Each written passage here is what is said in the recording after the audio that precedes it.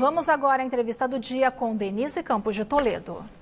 E vamos falar agora sobre o estresse, as situações de pânico, problemas de relacionamento que vieram ou podem vir com a pandemia de coronavírus. Eu converso aqui com a Camila Magalhães, que é psiquiatra da USP. Camila, boa noite. Boa noite, Denise.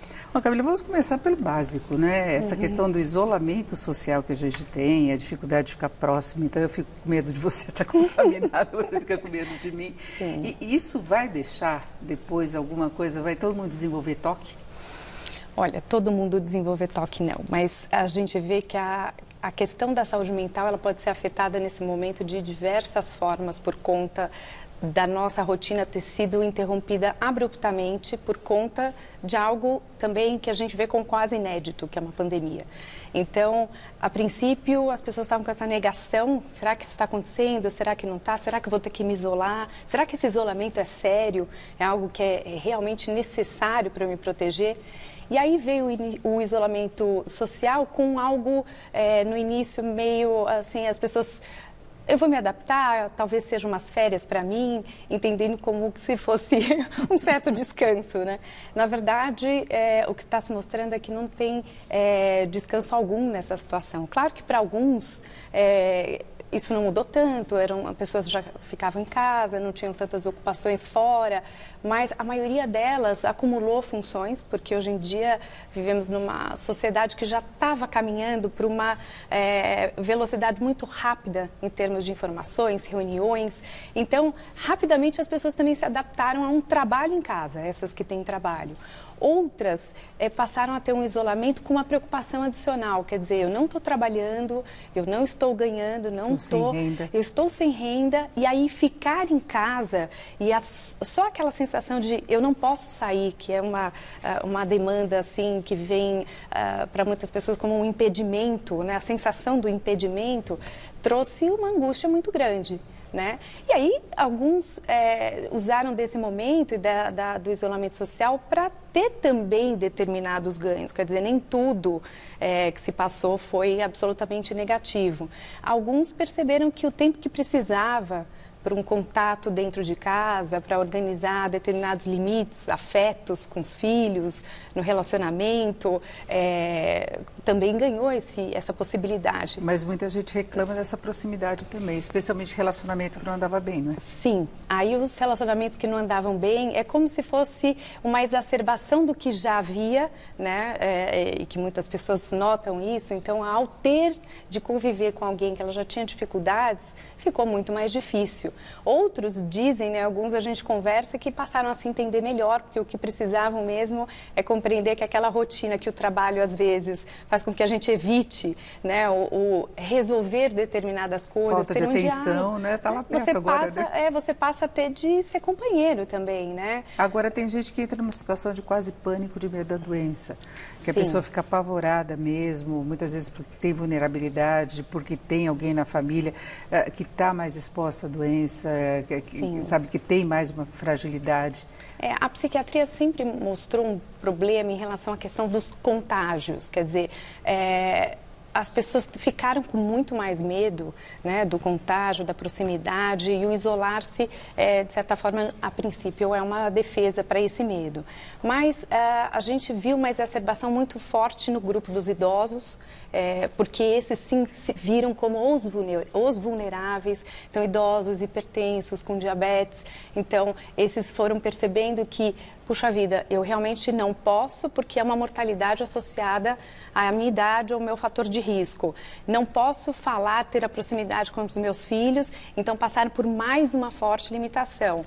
Estou dependendo da ajuda dos outros para eu conseguir me virar, uma ajuda financeira, uma ajuda para o mercado. Então, tem algumas populações que a gente acha que realmente precisam de mais cuidado, precisam de uma atenção, inclusive tem todo um voluntariado cuidando desses idosos, porque eles sim são um grupo que ficou mais vulnerável, né? Esse isolamento trouxe a eles uma vulnerabilidade maior e para aqueles que tinham, inclusive, não só os idosos, adultos também, mas sintomas de ordem da saúde mental pré-existentes, houve uma agudização muito importante. E pode ficar mais vulnerável ainda por causa disso, né? Pela angústia, o lado emocional comprometendo a saúde. Sim. Sem contar o que a gente tem visto, assim, a epidemia da desinformação, que tem estressado Agora muito. tem um pouco de negação também nesse processo, né? Quando Sim. você questiona, não adianta, isso é bobagem, está exagerando, você vai para um lado para o outro, talvez pelo medo de você perder a renda, de você perder o emprego, então você acaba se arriscando, falando, olha, não é assim, eu preciso e pronto. Sim, tem uma informação, isso que você está falando é muito importante, que ela é importante, ela é boa, ela é positiva para a gente se organizar, para a gente se posicionar. Mas o excesso de informação, e a informação como ela é veiculada hoje em dia, dentro muitas vezes de uma superficialidade, as pessoas ansiosas vão replicando mensagens sem checar a veracidade daquela informação. E isso vai trazendo muito mais ansiedade, muito mais angústia. Então, as pessoas têm que escolher a fonte.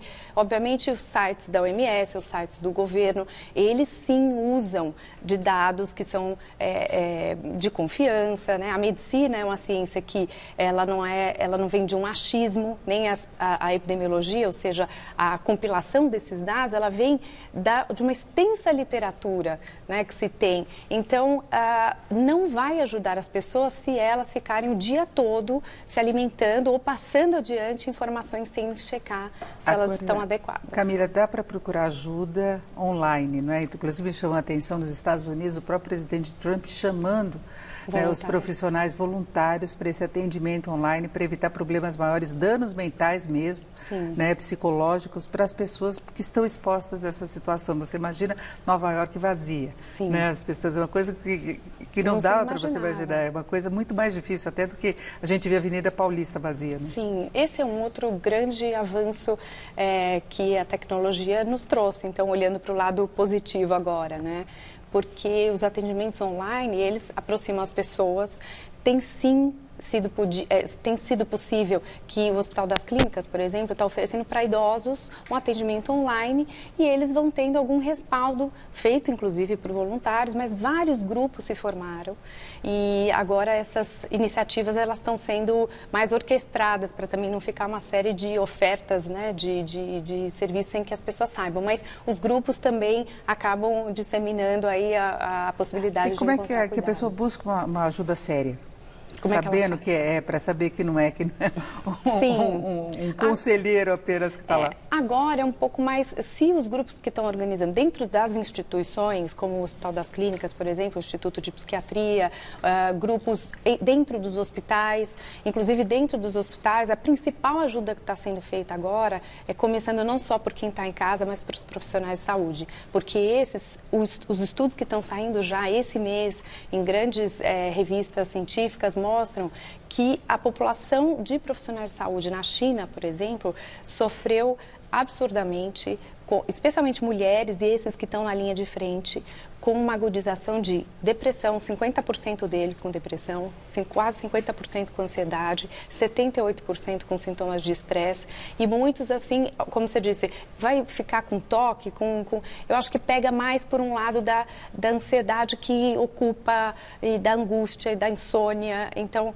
realmente são profissionais que as instituições de saúde estão promovendo um cuidado para eles, porque sofrerão em torno de 20% deles um sintoma até de trauma, porque esses ficavam com medo de passar para os filhos, de ir trabalhar, enfim, então a gente se organiza para isso.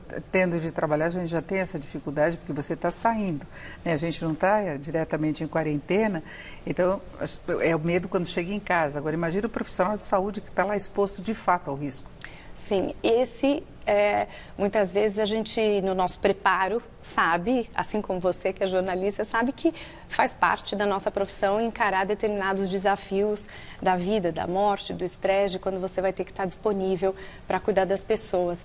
Mas o que realmente tem ocorrido é que é um estresse diário, né? Você acompanhando os sites com o incremento do número de casos, saber que tudo isso está sendo feito para haver uma contenção dos casos que precisariam, que demandariam, né, um cuidado especial, ventilatório e tal. Então, no Brasil, isso tudo está sendo muito pensado e foi pensado rápido. Eu acho que isso é um elogio que a gente tem que fazer para a rapidez que um serviço de saúde médico no Brasil tem e que é reconhecido no mundo todo como um dos melhores, né, que existe.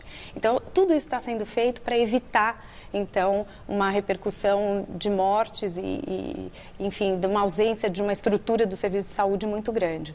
Agora, esses profissionais, a gente precisa é cuidar, porque eles depois vão continuar assim alarmados por tudo que passaram. Bom, e para fechar, mas eu continuo trabalhando, então eu acho que eu não tenho esse problema, mas eu vejo uma ansiedade muito grande das pessoas em ocupar o tempo, né? Então eu vou aproveitar, vou fazer curso, vou me profissionalizar, vou fazer um curso de idiomas, eu vou dançar, vou fazer yoga, vou fazer tudo em casa.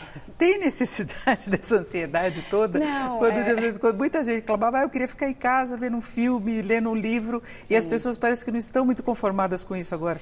Denise, eu acho que assim isso estressa mais. Cada um tem a sua maneira de se acalmar. Eu acho que a primeira questão não é ruim que a gente ouça, escute a nossa angústia, que a gente possa refletir o porquê que nós chegamos nesse ponto, né? Que a gente compreenda que o mundo, que todos os aspectos que estão relacionados a isso, à saúde, ao uso exacerbado de antibióticos, ao aquecimento global, tudo que interage hoje o mundo, né? Como a gente está conectado, a gente não é um ser que tem esse controle, que está no seu individual ali, a gente está extremamente ligado ao outro e a gente precisa olhar para isso e sair disso transformado, ou seja, a angústia é um sintoma que a gente precisa olhar. Então, se encher de coisas para fazer, não pode ser uma boa resposta, né? Eu acho que a melhor maneira agora de enfrentar isso é saber que todos nós passaremos juntos por isso, vai passar.